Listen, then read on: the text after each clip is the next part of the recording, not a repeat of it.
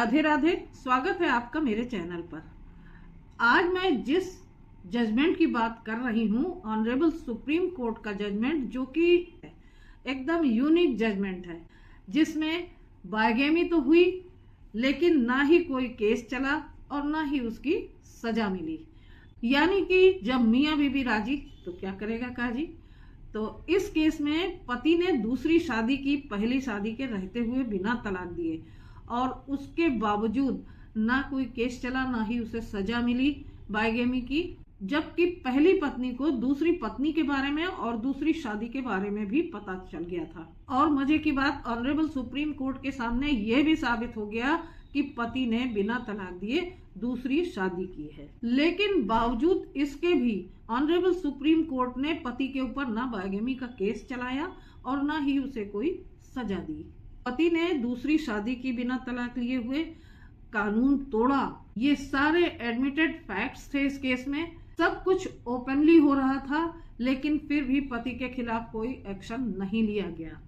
तो क्या बायगेमी का कानून खत्म हो चुका है? क्या पति पहली पत्नी से तलाक लिए बिना दूसरी शादी कर सकता है और कोर्ट कुछ भी नहीं करेगा?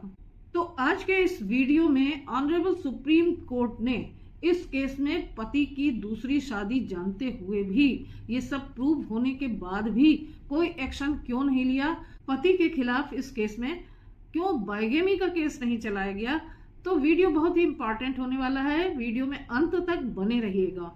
और वीडियो शुरू करने से पहले मैं आपसे एक रिक्वेस्ट करूंगी कि अगर आपने मेरे चैनल को अभी तक सब्सक्राइब ना किया हो तो सब्सक्राइब कर लीजिए और बेल बटन को प्रेस करना बिल्कुल मत भूलिएगा, ताकि ऐसे ही इम्पोर्टेंट जजमेंट्स, ऐसी ही इम्पोर्टेंट इंफॉर्मेशंस आप तक सबसे पहले पहुंचती रहें।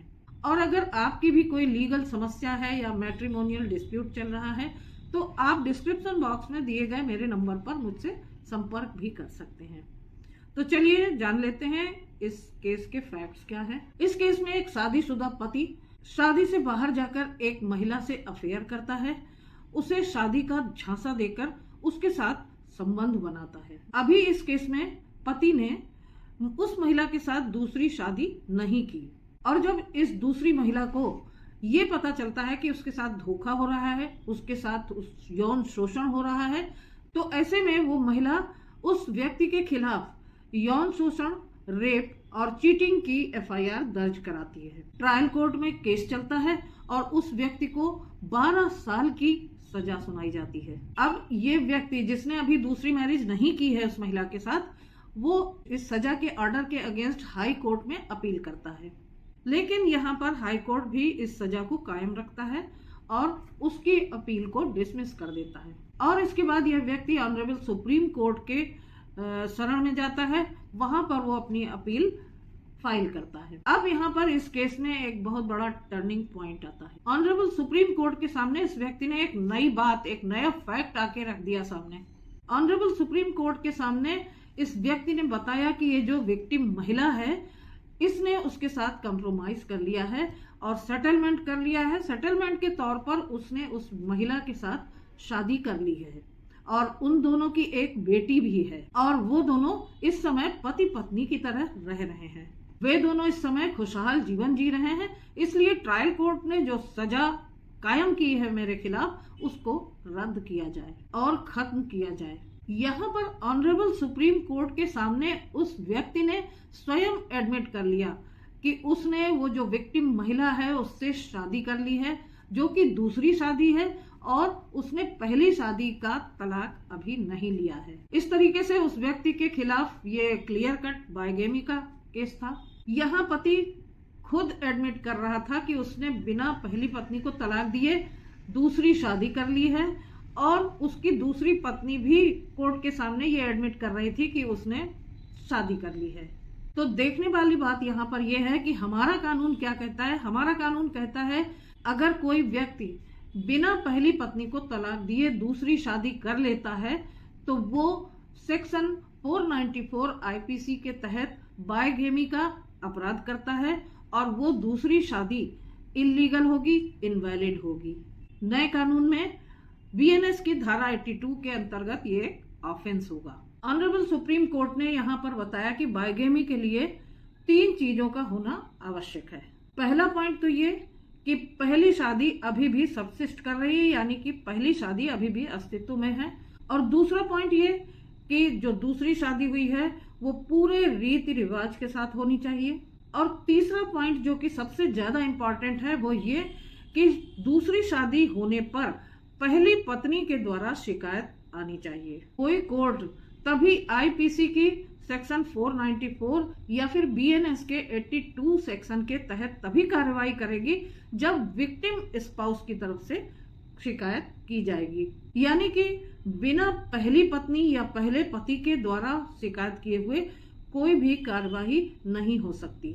और इस केस में सबसे बड़ा पॉइंट यही था कि इस पति की पहली पत्नी ने किसी भी तरीके की कोई शिकायत नहीं की थी। इसलिए यहाँ पर ऑनरेबल सुप्रीम कोर्ट ने ये तो माना कि टेक्निकली बाइगेमी तो हुई है, लेकिन पहली पत्नी के द्वारा यहाँ पर कोई शिकायत की ही नहीं गई थी, जबकि वो ही विक्टिम थी। उसको ही यहाँ पर आकर शिकायत करनी चाहिए थी कि उसके पति ने बिना उसे तलाक दिए हुए बाइगेमी की है, यानी कि आईपीसी के सेक्शन 494 के तहत बाइगेमी का अपराध किया है। यहाँ ऑनरेबल सुप्रीम कोर्ट का कहना था कि बाइगेमी एक प्राइवेट ऑफेंस है, ना कि एक पब्लिक ऑफेंस है। तो जहां पर भी प्राइवेट ऑफेंस होता है वहां पर एक कंप्लेनेंट का होना और उसकी तरफ से कंप्लेंट का होना आवश्यक है।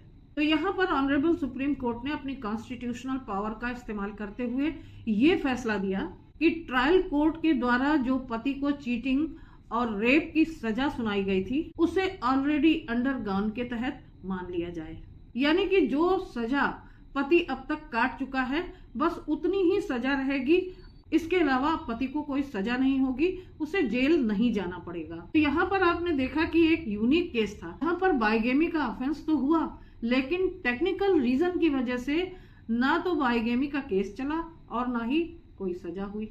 यानी कि अगर मियाँ बीबी राजी तो क्या करेगा काजी। तो आपको क्या लगता है इस केस के बारे में? क्या ऑनरेबल सुप्रीम कोर्ट को उसे कोई पति को कोई सजा देनी चाहिए थी, या फिर ये केस महिलाओं को कमजोर करता है और समाज में गलत मैसेज भेजता है? तो इस केस और जजमेंट के बारे में आपके क्या विचार हैं, मुझे कमेंट करके जरूर बताइएगा। मैंने इस जजमेंट का लिंक डिस्क्रिप्शन बॉक्स में दे दिया है, जहां से आप इसे डाउनलोड करके पढ़ सकते हैं, समझ सकते हैं और फैक्ट्स के अनुसार अपने केस में इसका यूज भी कर सकते हैं। तो आशा करती हूँ कि आज का वीडियो आपको पसंद आया होगा।